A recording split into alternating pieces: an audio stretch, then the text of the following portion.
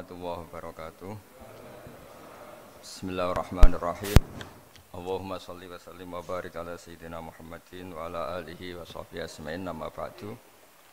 Yang sangat kita hormati bersama Direktur RSUD Rembang, Bapak Dr. Agus. Tadi juga beberapa dokter spesialis, karyawan dan semuanya. Sebelumnya saya juga mengucapkan terima kasih atas pelayanan ibu kami. Beliau gerak di sini sampai 22 hari bulan Syakban sampai wafat juga di sini, dan kami sebagai keluarga sangat terima kasih atas semua pelayanan dan pengabdian tenaga medis di sini. Sebetulnya RSUD itu sudah sopan lah, datang ke kita mintanya ngaji virtual. Gara-gara sopan tuh saya kok jadi ingin sopan juga. Akhirnya saya yang datang ke sini. Biasanya yang lembaga-lembaga besar itu agak-agak enggak sopan itu, ngatur-ngatur orang. Ini kok baik. Padahal BPK ngajinya di saya, lembaga negara. Kemenku pernah ngaji di saya virtual. Tapi RSUD kok kayak kasihan, jadi saya itu kok. Terus iya, jadi hakul jar kira-kira itu karena tetangga itu. Tapi niat saya ya tidak baik-baik banget, sambil jalan-jalan kok dekat ya. Jadi, tapi begini ya, saya akan cerita versi kiai ya. Kalau versi medis Anda lebih tahu. Kalau versi kiai itu kematian itu dianggap hal yang sebetulnya ada versi kiai ya. Semua orang tahu lah pasti mati itu. Cuma inginnya mati itu kan macam-macam. Inginnya ya setelah kaya, terus setelah mapan, terus menangi anaknya mapan, cucunya mapan itu. Terus itu pun sebetulnya tidak siap mati juga, tapi ya tetap mati itu. Jadi saya punya cerita, saya akan cerita yang lucu-lucu ya supaya enggak tegang ya menghadapi kematian. Dulu itu kroni itu ya sudah ada. Jadi Nabi itu ya punya kroni, tidak hanya pejabat. Nabi itu punya kroni. Nabi Sulaiman itu bisa terbang gitu. Ya mulai dulu manfaatkan angin. Jadi angin itu mulai dulu memang luar biasa. Dimanfaatkan orang sekarang, mulai tenaga angin, pakai rem angin. Mulai dulu angin itu luar biasa.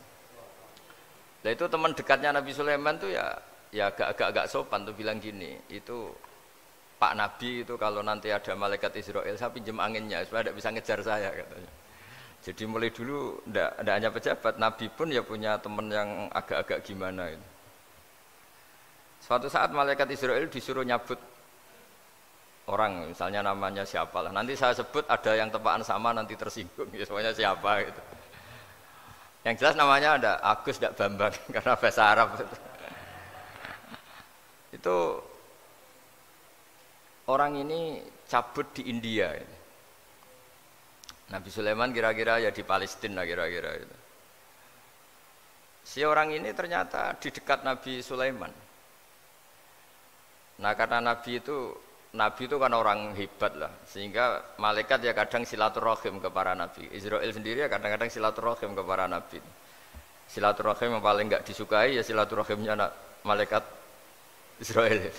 Datang ke Nabi Sulaiman, sebenarnya niatnya silaturahim. Ternyata ketemu orang itu, kaget malaikatnya. Waduh ini gimana ini? Kok saya disuruh nyabut di India, kok orangnya di Palestina? Nabi Sulaiman kira-kira di kawasan Palestina, di wilayah yang katanya Israel itu. Karena Palestina kita tahu kan, menurut pemerintahan Israel itu wilayah Israel, menurut Palestina pemerintahan apa? Palestina. Tapi Indonesia alhamdulillah sampai sekarang itu enggak mau atau tidak punya hubungan diplomatik dengan apa? Israel. Sehingga kita harus mengistilahkan Palestina untuk warga Indonesia. Kaget malaikat ini, katanya disuruh nyabut di India kok ada di sini.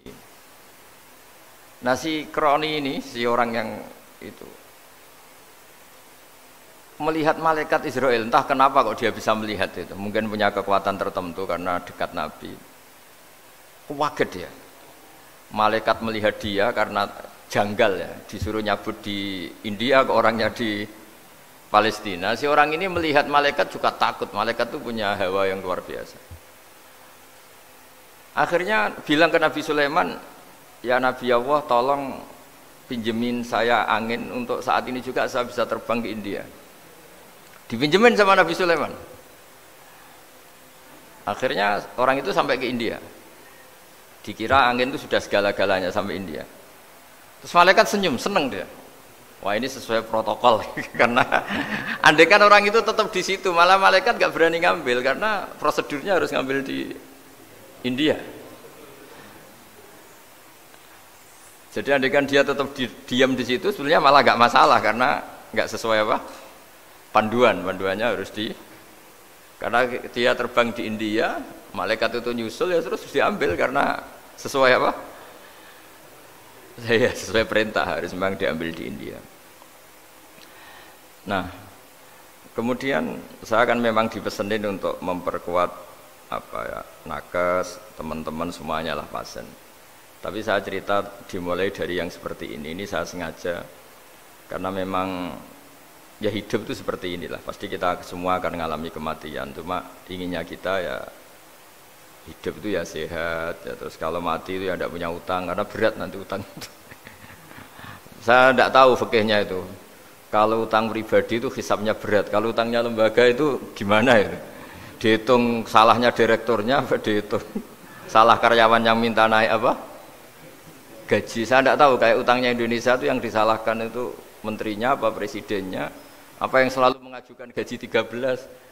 Tidak tahu itu, karena di kitab tidak dibicarakan, yang dibicarakan utang-utang apa? Pribadi ya. Kalau yang utang-utang lembaga negara itu nanti tak tanyakan malaikat auditornya ini gimana cara apa? Itu yang disalahkan menterinya, apa presidennya, apa direkturnya, apa pengajuan proposal itu. Nah singkat cerita itu kalau ngadepin kematian atau sebenarnya yang ngadepi kehidupan juga kita ini inna sholati wa nusuki wa mahyaya wa mamati lillahi rabbil alamin. Saya bicara ilmunya kiai. Misalnya si A itu sebenarnya sudah ditulis dia mati karena kecelakaan. Yang satu ditulis mati karena sepuh, karena tua itu. Yang satu mati karena tersedak, yang satu mati karena ngelindur. Mungkin yang satu mati karena tenggelam. Sehingga sebetulnya andaikan kita melihat Lauh Mahfud, kita ini ya naif. Saya berkali-kali ngaji bilang, kadang kita ini takutnya sampai saking takutnya dari motor ngelamun, gara-gara ngelamun kita. Andaikan malaikat itu kok suka bully, tawain gitu. Kamu catatannya kecelakaan kok yang kamu takuti apa? Covid. Tentang sejarah misalnya kita pernah hidup menanamkan kebencian sesama itu terus ke bawah. Anak cucu kita dikandani jogeman cocok wong iku musuhnya bapakmu, mbahmu itu. Sehingga anak cucu itu dendamnya diwariskan. Wong dendam kok dia apa? Wariskan. Termasuk utang itu. Ketika kita jabat ingin rumah sakit ini mewah, terus pikirannya kok isdadi, aku seleren semikir direktur berikutnya. Itu tidak tahu itu nanti hisabnya ke siapa. Saya ulang lagi ya. Maka dalam satu ayat dikatakan laqad kunta fi ghaflatin min hadza fakashafna anka ghita'aka fabasarukal yauma hadid. Manusia ketika di dunia itu dianggap tidur. Tidur itu dengan tanda kutip itu bodoh. Bodoh itu tidak tahu. Fakashafna anka ghita'aka, nanti setelah kamu mati itu pinter. Tapi ketika Anda pinter sudah meninggal, sudah tidak bisa memperbaiki kesalahan-kesalahan kita. Nah kenapa kita dikatakan sekarang ini tidur? Karena kita ini sering menyaksikan sesuatu yang sebetulnya tidak ada hubungannya dengan kita. Tidak ada hubungannya dengan kebutuhan kita. Misalnya kita ngelamun, berkhayal, ingin hidup kaya raya, sejahtera, jabat, orang lain anak buah semua. Ternyata itu nggak penting ketika kita di akhirat. Yang penting adalah Anda meninggal dalam keadaan menghamba kepada Allah Subhanahu wa Ta'ala. Saya berkali-kali ngaji, kalau saya berkali-kali bilang, andaikan hati kita nanti direkam Allah, nanti di akhirat sudah direkam, orientasi kita direkam nanti. Pak Agus misalnya ingin punya mobil, punya rumah mewah, punya apa, terus orientasinya gitu. Di depan Tuhan yang menyuruh kita, mensyariatkan kita, inginnya itu ya jadi hamba Allah terbaik, jadi kekasihnya Allah, jadi hamba yang bersujud, dari hamba yang bersedekah. Jadi ini kan tidak sambung. Ada cita-cita versi Allah yang dianjurkan Allah, yaitu bercita-cita jadi hamba yang soleh, yang bermanfaat, yang memanfaati orang banyak. Kemudian ini ada cita-cita yang hadzun nafsi, ingin mapan semua orang anak buah.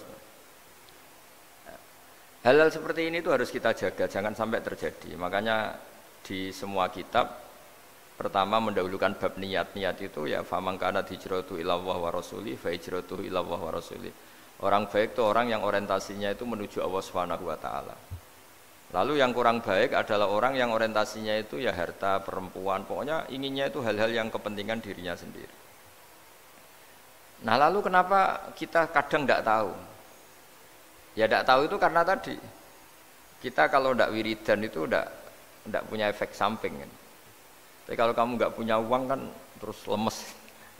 Karena ngerti itu terus uang itu penting, wiridan tidak penting. Nah dari kesimpulan itu sebenarnya kita menjadi bodoh.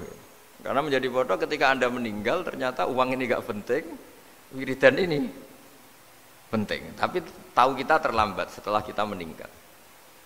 Nah di sini saya ingin mengingatkan apapun kondisi kita yang jelas itu ingat selalu kepada Allah Subhanahu wa taala. Caranya ingat gimana? Kata Nabi, kamu bayangkan musibah yang lebih ekstrim, kamu akan tahu yang kamu alami itu ahwanu wa aisar, yang kamu alami itu ringan sekali. Ringan seringan-ringannya. Saya beri contoh ya, kalau Anda belajar kalau dalam bahasa pondok itu falak, mungkin kalau bahasa umum itu apalah ilmu apa. Misalnya orang ahli meteor, ahli apalah, ahli perbintangan. Ketakutannya pasti benda langit ini jatuh kemudian menimpa bumi. Nanti kalau Anda ahli geologi itu takutnya bumi ini likuifaksi karena sumber daya alamnya sudah begitu dikeruk, dimanfaatkan. Nanti yang ahli teroris atau yang ahli ekstremis itu takutnya itu ada teroris. Yang ahli sosiologi takutnya Indonesia itu chaos. Kalau chaos ya saling bunuh, saling apa. Jadi semuanya ini ketakutan ini semuanya mengarah terhadap kematian.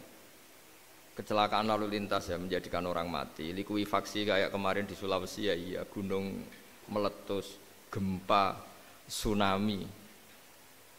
Nah ketakutan yang menjadikan kematian sebenarnya banyak. Kalau baru tsunami aja ya orang takutnya ke tsunami, nanti kalau ada kematian gempa ya takutnya gempa, kalau temanya COVID ya takutnya COVID. Terus kalau ada tetangga mati karena ngelindur ya baru gue nak turu hati-hati nggak nak mati ngelindur. Jadi, nah masalahnya kan kita tidak tahu, nggak tahunya itu. Ya tadi takutnya COVID ternyata catatannya itu mati kecelakaan. Takutnya kecelakaan ternyata matinya itu ngelindur. Kan kita tidak pernah tahu.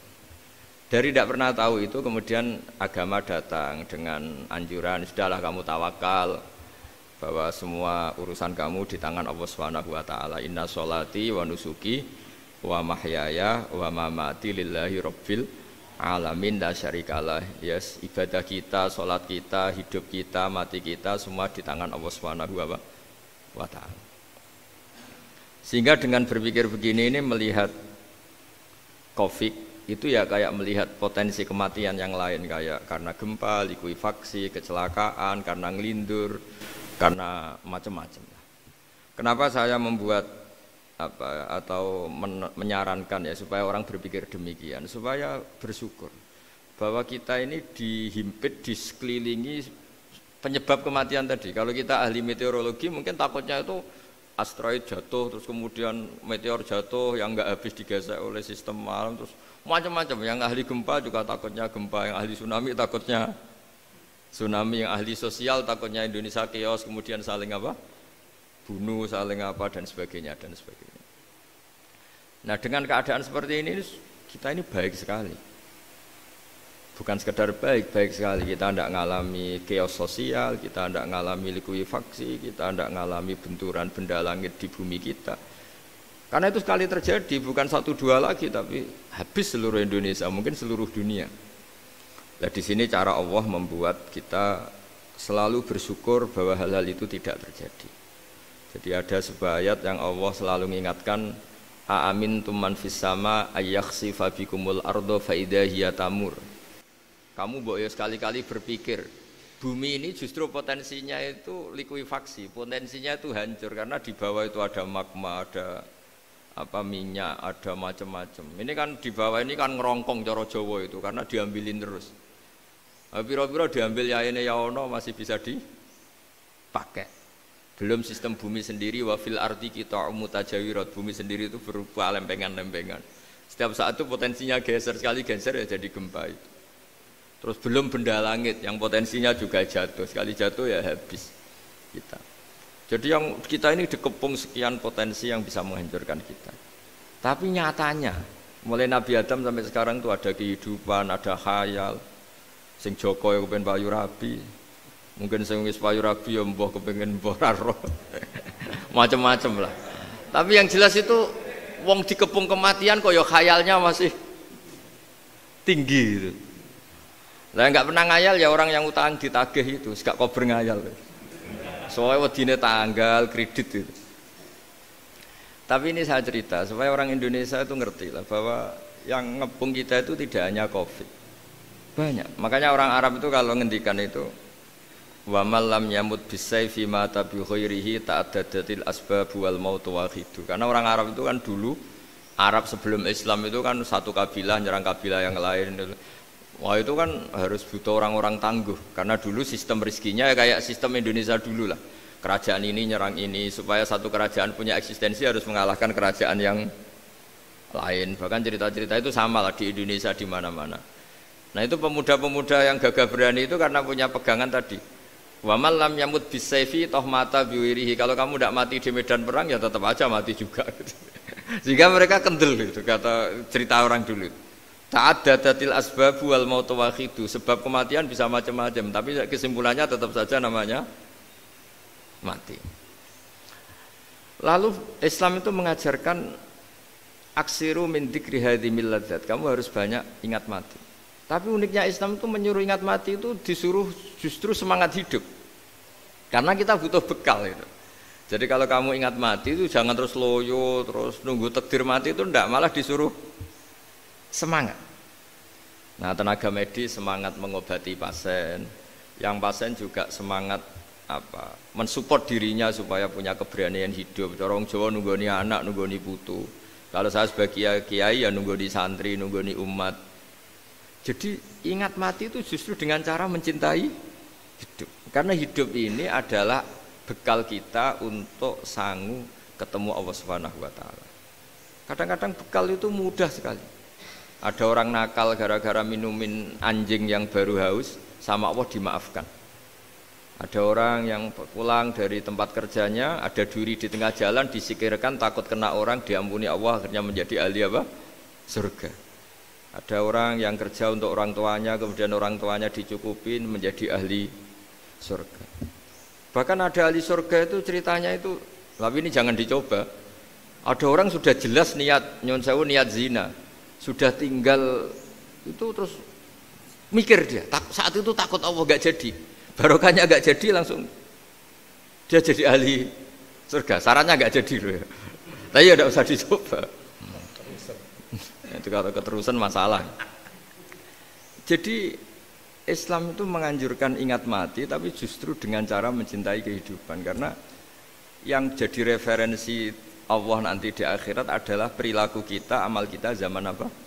Hidup. Jadi disuruh ingat mati, tapi justru dengan cara sangat mencintai apa? Kehidupan. Lalu yang dinamakan kehidupan itu apa? Ya kita-kita ini. Ada yang mengkhidmati agama, mengkhidmati orang sakit, mengkhidmati itu ya berbakti, membantu. Ada yang nata lalu lintas, ada yang nata keamanan kayak Pak Polisi, ada yang nata keuangan kayak Kemenku.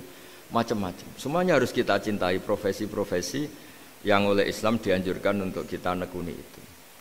Jadi saya mohon lewat cerita ini orang itu tidak fokus takut Covid. Kasihan Covid kan jadi tersangka pembunuh sini. Padahal di kampung-kampung orang lugu-lugu yang saking nggak ngertinya itu kalau dikasih sumbangan tuh katanya itu salam ning Covid matur nuwun.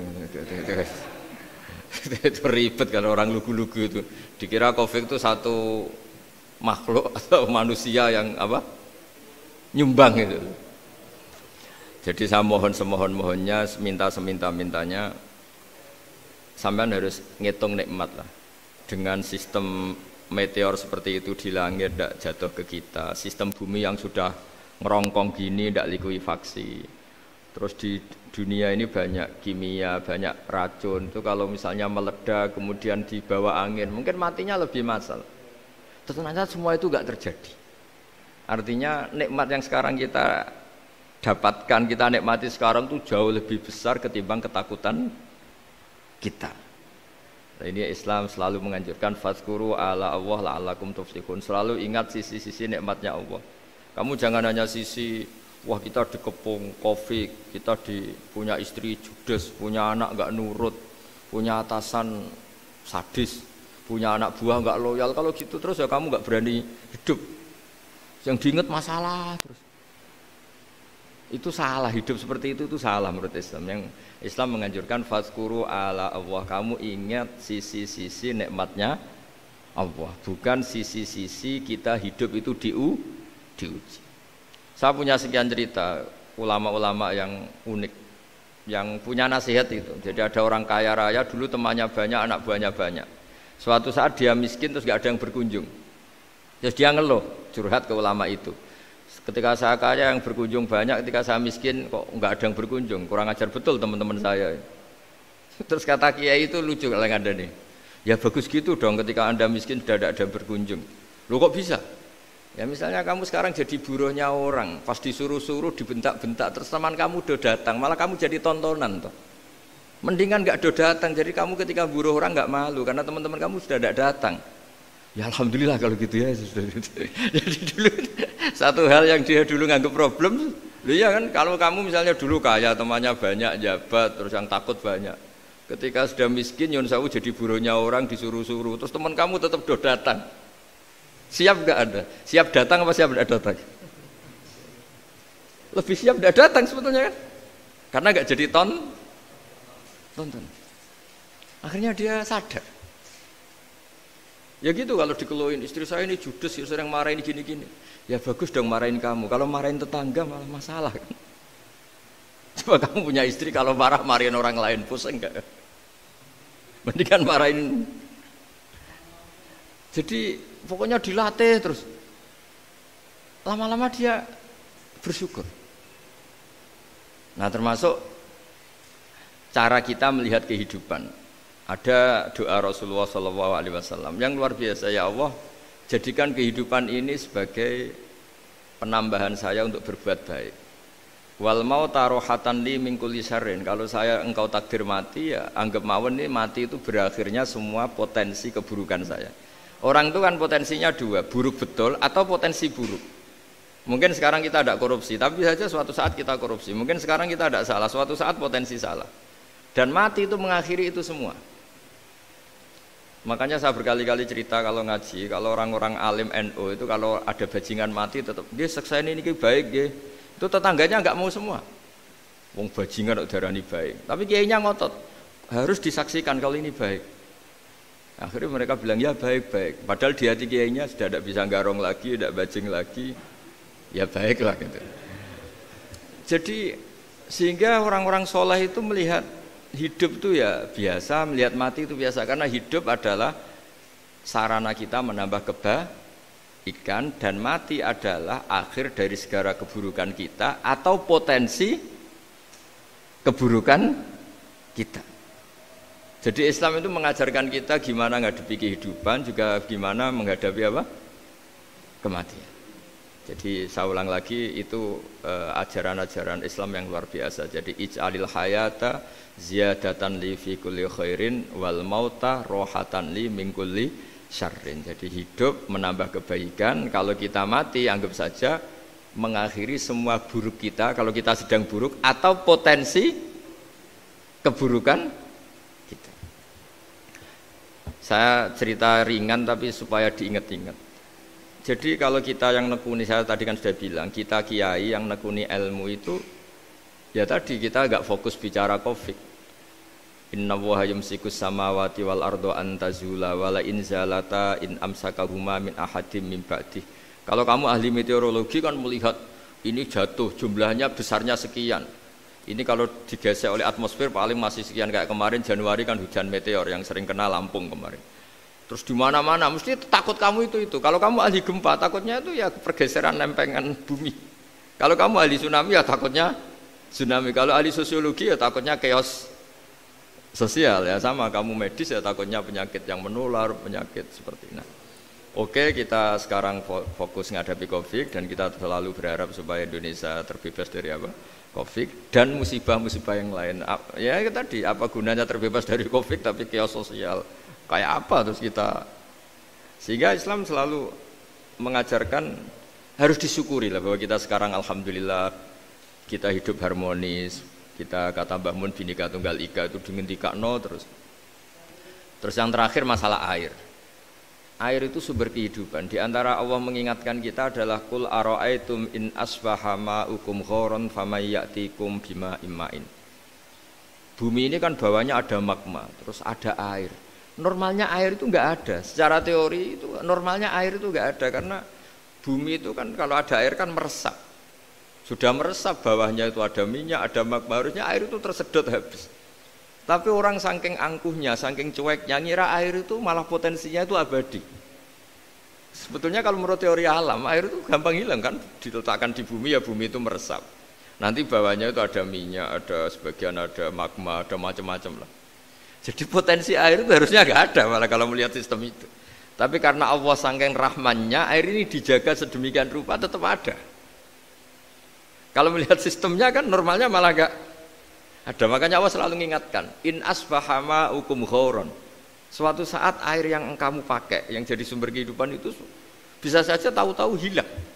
Mungkin tersedot oleh panas bumi atau corong Jawa niku nyeresep entek atau gimana lah cara Allah menghilangkan. Famay ya'tikum bima imma'in. Lalu siapa yang bisa mendatangkan air itu lagi? Ini kata para hafid, ini yang kata guru-guru ya, termasuk yang dikatakan Pak Mukhtar ini. Nanti orang harus ngendikan menjawab Allahu Rabbul Alamin. Hanya Allah sendiri yang bisa mengatur air ini selalu ada. Ya, coba kalau kamu pikir kan air kamu sokkan di bumi kan mesti langsung hilang, meresap ke bumi. Bumi ada bawahnya lagi, ada bawahnya lagi, dan mungkin bukan yang paling bawah mungkin entah magma, harusnya itu nggak ada. Tapi Allah saking sayangnya mengatur sistem air itu ada dan tersedia. Tapi ketika orang terlalu cuek dan angkuh sampai lupa syukur tersedianya apa? Air itu Allah mengingatkan, disuruh bayangkan, kul ara'aitum, coba bayangkan kalau in asbaha ma'ukum ghauron. Tadi kan ada khataman ya, saya ikut terima kasih. Bayangkan kalau air suatu saat itu ghauron menjadi hilang. Fama ya'tikum bima imma'in. Jadi saya tidak bisa spesifik memberi nasihat tentang kopi karena ya tadi yang bisa membunuh kita ini banyak. Ya tsunami ya bisa bunuh, gempa bisa bunuh, likuifaksi bisa bunuh, jatuhnya benda lain kita bisa bunuh. Takut tanggal utang kaget ya bisa bunuh. Macam-macam. Semacam-macam lah ngelindur ya. Kemarin mudik aja yang sebelum tertata rapi aja mudik aja berapa kemarin kalau ada apa mudik lebaran yang tahun berapa 3 tahun yang lalu apa 4 tahun yang lalu dulu. Jadi saya mohon ketakutan kita adalah yang hakikat adalah takut jadi hamba yang tidak baik. Itu yang harus jadi ketakutan sejati. Takut kita di mata Allah tidak jadi hamba yang baik sehingga kita jauh dari Allah Subhanahu wa ta'ala. Karena cita-cita terbesar kita dan cita-cita terbaik kita adalah jadi hamba yang diridhoi Allah Subhanahu wa ta'ala. Sebaliknya ketakutan kita sejati adalah takut su'ul khotimah, takut jadi hamba yang tidak baik. Kita inginnya adalah assalamu alaina wa ala ibadillahis sholihin. Yang berhak mendapat keselamatan dunia akhirat adalah orang-orang atau hamba-hamba yang soleh. Ya tadi untuk menjadi soleh itu gampang di Islam itu. Tenaga medis nolong pasien ya ibadah, pasien husnudzon sama dokter ya ibadah, mengelola hidup, ingin hidup ya ibadah, anak ngurus istri ngurus, pokoknya anak yang ngurus keluarganya juga ibadah. Semuanya itu di Islam itu asal tidak maksiat itu dianggap apa? Ibadah. Dan untuk orang menjadi kekasihnya Allah kayak tadi, ada orang yang karena ngerawat hewan dijadikan walinya Allah, menghilangkan apa duri atau pengganggu di jalan jadi kekasih Allah. Itu cerita-cerita itu semuanya ringan. Bahkan tadi ada yang cerita sekedar ingin maksiat dan tidak jadi. Dalam Islam itu kan gitu, orang yang merencanakan maksiat kemudian tidak jadi, itu ditulis pahala. Jadi gampang sekali untuk menjadi orang soleh dalam Islam. Kalau tidak bisa itu semua, kata Nabi, takufus syarroka anin nas fa innaha shadaqatun minka ala nafsik. Kalau tidak bisa berbuat baik sama orang lain, yang penting tidak mengganggu orang lain. Terus kan enak turu ning omah ngelamun, bengak-bengok dhewe aja banter-banter tapi. Nak bengok-bengok banter-banter kan ganggu tangga. Itu asal tidak ganggu orang lain, takufus syarroka anin nas. Kamu jangan sampai efek buruk kamu berakibat pada orang lain. Itu juga fa innaha shadaqatun minka ala nafsik. Itu ya bagian dari sedekah kamu. Taruh saja misalnya kalau secara ilmu medis, misalnya kita ini kok dinyatakan positif COVID, secara ilmu medis nggak boleh ketemu orang lain, terus kamu diisolasi. Kamu niatin ketika diisolasi itu tidak menularkan bahaya kepada orang lain. Itu juga ibadah. Jadi ibadah itu gampang sekali, mudah sekali. Karena agama ini yuridu wa bikumul yusra wala yuridu bikumul usra. Agama ini mudah bukan sulit. Ya, mohon maaf tadi saya nggak bisa datang yang jam 11 karena saya tadi malam hormat di Jogja, acara 7 harinya Kiai Jatabek, tadi pagi baru datang. Tapi saya mohon pokoknya yang seneng ya, hidup itu yang seneng, diberi kesempatan hidup sampai sekarang itu yang seneng. Jangan karena teman kamu meninggal terus akan-akan ini teman saya meninggal, paling saya besok. Kok kamu tahu? Nyatanya besok hidup lagi, besoknya ya hidup lagi, sampai sekarang ya masih hidup. Sudahlah, mensyukuri yang ada. Jadi sudah saya mohon, syukur itu penting. La in syakartum lazidanakum. Justru dengan kita syukur itu insya Allah segalanya akan tambah baik, tambah baik. Nggih, matur nuwun ngapunten ingkang kathah. Assalamualaikum warahmatullahi wabarakatuh. Terima kasih kepada beliau Romo Kiai Haji Ahmad Bahauddin Nur Salim atau biasa kita sapa dengan Gus Baha. Menginjak pada acara selanjutnya, yakni doa yang insya Allah akan dibawakan oleh beliau Romo Kiai Haji Ahmad Bahauddin Nur Salim. Monggo kepada beliau waktu dan tempat kami persilahkan. Al-Fatihah.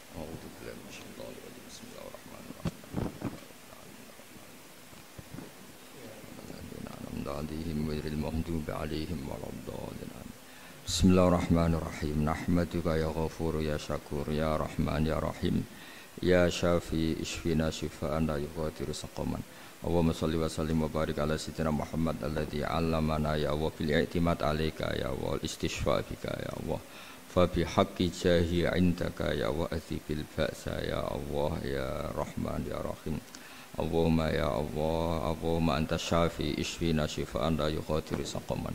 Allahumma ya wa anta syafi ishfina shifaan la yughadiru saqaman. Wasfi mardona ya Allah wa tayu mardona innaka anta syafi azibil ba'sa rabban nas innaka anta syafi ya Allah. Allahumma ya Allah la narju siwaka wa anta rojauna ya Allah wa anna lan nahlika wa anta ma'ana wa anta rojauna ya Allah faj'alna ya Allah wa ahla Indonesia salimin ghanimin mu'afin min kulli bala'id dunya wal akhirah. Allahumma ya ilahana ya wa ij'alna min ibadika syakirin wa min ibadika sholihin wa min ibadika alladhina ya Allah ma syofi ardika haunan ya Allah na'muru bil ma'ruf wa nanha 'anil munkar. Ya Allah ya Allah ya haqqu ya mubin ij'alna ya Allah salimin wa nimin mu'afin min kulli bala'id dunya wal akhirah. Rabbana atina fid dunya hasanah wal akhirati hasanah wa qina adzabannar. Sallallahu alaihi wasallam Muhammad sallallahu alaihi wasallam subhana rabbika rabbil izzati amma yasifun wa salamun alal mursalin walhamdulillahi rabbil alamin. Al-Fatihah. A'udzu billahi minasyaitonir rajim. Ar-Rahman.